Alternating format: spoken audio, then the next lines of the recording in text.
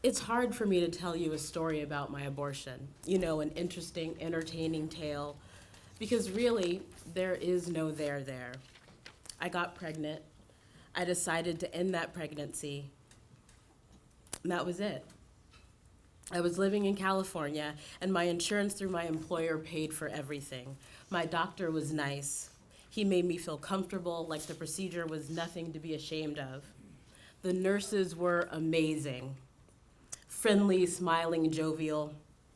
They did not make me feel like a pariah, a slut, a fallen woman. I got general anesthesia. I was put under. I woke up. Afterwards, I didn't want to commit suicide. My abortion did not give me cancer. It didn't make me go crazy. I do not regret my choice. I had easy access to a safe, legal, healthy abortion. There's no story really there. Before I had an abortion, I had ridiculously easy access to the belief that I wasn't worthy as a person unless a man found me sexually attractive, unless a man wanted to have sex with me. Nobody told me this explicitly. It was like it was just in the water I drank or in the air I breathed, and I internalized this very dangerous self-negating belief. And this belief is still damaging to me, much more damaging than my abortion, which helped me mitigate the very real effects this belief has had in my life. The hardest part was that I knew everything about birth control, about condoms, about how not to get pregnant. But I did. I got pregnant. Me, a woman who should have known better. Most of the women in my family on my mother's side had children as teenagers. And my mom spent almost my entire teenage years telling me that I had better not get pregnant.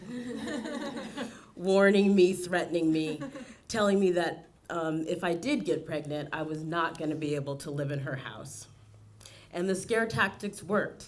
I didn't get pregnant until I was well into my 30s, finally outside of my mother's sphere of influence, but really old enough to know better. And that's where the there is. There in that place where I felt like just a fat black girl who had to have sex with a man who wanted to have sex with me, even if he didn't want to wear a condom while doing it, because really, I didn't have any other choice. I couldn't afford to say no. How could I? I was lucky that someone wanted to have sex with me, and it's that feeling, that sense of self-hatred that no amount of education or money or good upbringing or knowing better could reach. That really was the problem. And that's why I put myself in a situation where I got pregnant, even though I knew I couldn't support a baby. And so an abortion was right for me. It was a good choice, a life-affirming choice. And it was a medical procedure I had, and that's all.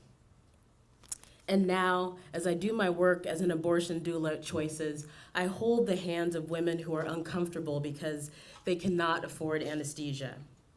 And I realize how really lucky I am to have no story.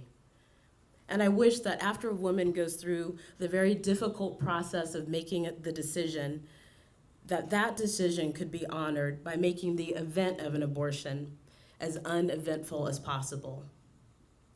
So for me, there was no there there. And that's, I think, how it should be for everybody.